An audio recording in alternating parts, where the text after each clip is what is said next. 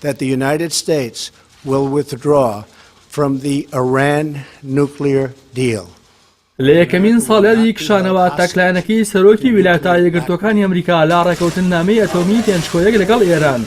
حەسەن ڕوحانی سەرۆکۆماری ئیسلامی ئێران لە نامەیەکدا کاڕاستی 5 وڵاتی بەشداری ڕێکەوتنەکە و یەکێتی ئەوروپای کردووە.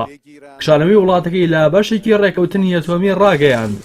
لە نامەکەدا ئەوە هاتووە بە پێی ڕێکەوتنی ئەتۆمی نێوان پێنجەندامە هەمیشەیەکی ئەنجومەن یاسایشی نێودەوڵەتی و ئەڵمانیا لەگەڵ ئێران کە لە 2015 بە ناوی پلانی کاری هاوبەش واژۆ کرا.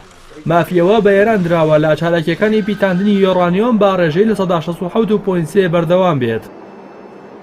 ڕێکەوتنەکە بوار دەدات ئێران بڕی 300 کیلۆگرام یۆرانیۆم لە بازاڕە نێودەوڵەتیەکان بفرۆشێت و یۆرانیۆمی سروشتی بکرێت.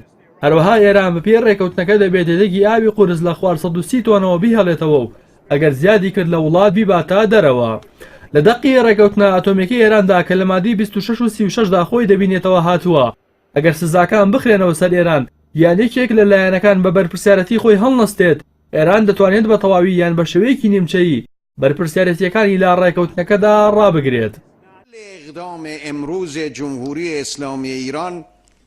نامەکەی سەرۆکۆماری ئێران و ڕاگەاندنی کشانەوەی وڵاتەکەی لە بەشێکی ڕێکەوتن نامەی ئەتۆمی کاردانەوەی بەرفراوانی لێکەوتەوە و زۆرینەی وڵاتان داوایان لە ئێران کرد کە دام بەخۆیدا بگرێت و پابەندی تەواوی ڕێکەوتنەکە بێت. فەرحان حەق وتەبێژی سکرتێری گشتی نەتەوە یەکگرتوەکان ڕایگەیاند ئەنتۆنیۆ گۆتێرس بەرنامەی کاری هاوبەش و فرەلایەن بۆ بەرگرتن لە بڵاوبوونەوەی چەکی ئەتۆمی بەدەستکەوت و هەوڵی دیبلۆماسی گرنگ دەزانێت و داوای بەردەوامی ئەو کارە هاوبەش و فرەلایەنانە دەکات.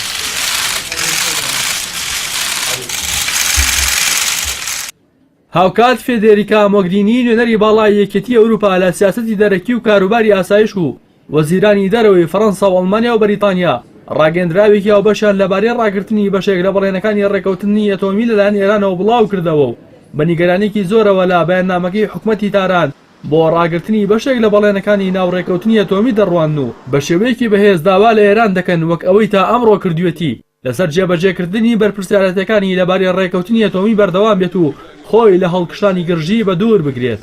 لە ڕاگەندراوەکەدا ئاماژە بۆش کراوە کە بە بڕیاری دووبارە سەپاندنەوەی سزا بەسەر ئێراندا لەلایەن ئەمریکاوە دڵتەنگن و جەختیش لەوە کرایەوە کە لە ئاڵوگۆڕی بازرگانی لەگەڵ ئێران بە ڕێگە یاسایەکان پێداگیر دەبن. لەلایەکی ترەوە بەهرۆز کەمالوەندی وتەبێژی دامەزراوەی وزەی ئەتۆمی ئێران ڕایگەیاند ئامانجی تاران لە بڕیاری ڕاگررتنی بەشێک لە بەڵێنەکانی ڕێکەوتنی ئەتۆمی وەک کاردانەوەیە کە بەرامبەر تاکلایەنە کشانەوەی ئەمریکا لا ڕێکەوتنەکە و گەڕانەوەیە بۆ بنەمای ڕێکەوتنی ئەتۆمی. کەمالوەندی ئاماژەی بۆدا کە ئامانجیانەوەنی ئێران بۆ بڕیاری لا ڕێکەوتنی ئەتۆمی بێتە دەرەوە بەڵکو ئامانجیان بەهێزکردنی ڕێکەوتنەکە و جێگیرکردنێتی لەسەر ڕێڕەوی خۆی. لە نێوخۆی ئێرانیشدا سەرۆکایەتی ئەرکانی سوپای ئەو وڵاتە بە تەواوی پشتگیری خۆی بۆ بڕیاری حکوومەتی وڵاتەکەی لەبارەی ڕێکەوتنی ئەتۆمی دەربڕی و هۆشداریش دەدات بە دوژمنانیان کە دژ بە هەر هێرشێک بۆ سەر ئێران بەرپەرچی پەشیمانکەرەوەیان دەبێت. دشمن را غافلگیر و هدف را نابود می‌کند. لە بەرامبەریشدا جەنەڕاڵ کینیس ماکێنزی فەرماندەیی ناوەندی ئەمریکا جەختی لەسەرەوە کردەوە کە گەورەترین هەڕەشە لە خۆرهەڵاتی ناوەڕاستدا ئێرانەوە ڕایگەیاند لەگەڵ ئێراندا بە دوای جەنگدانین بەڵام لە خۆرهەڵاتی ناوەڕاست و سەرتاسەری جیهان دژ بە ئەگەری هەر ڕەوشێکە دێتە ئاراوە هێزێکی گونجاو و ئامادە باشیان هەیە و لە چوارچێوی یاسای نێودەوڵەتی لە هەموو شوێنێک چالاکی خۆیان دەبێت.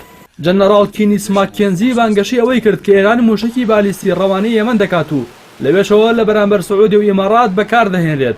هەروەها هێرشە ئەلکترۆنیەکانی ئێران لەم چەند ساڵی دوایدا 12 هێندە زیادی کردووە. هەفتەی ڕابردوو ویلایەتە یەکگرتووەکانی ئەمریکا کەشتی فڕۆکە هەڵگری ئەبراهام لینکۆڵنی ناردە ئاوەکانی کەنداوی فارس. هەر کاتێک کە ئەم کەشتیا فڕۆکە هەڵگرە هاتوێتە ئەو ناوچەیە یان جەنگێک ڕوویداوە یانیش پشێوێکی گەورە لە ناوچەکە دروست بووە. تیۆرێکی سیاسی دەڵێت کاتێککە دوو وڵات ناکۆکی و گرژی قوڵ دەکەوێتە نێوانیان یان بە جەنگ یان بە ڕووخان یەکێک لەو دوو وڵاتە کۆتایی بە گرژیەکە دێت. ناشزانرێت لە کۆتاییدا ناکۆکیەکانی نێوان تاران و واشنتۆن ئەم تیۆرە بەسەریدا جێبەجێ دەبێت یان بە نێوەندگیری یەکێتی ئەوروپا گرژیەکان خاو دەبنەوە و بەرەو کەناری ئارامی هەنگاو دەنێت.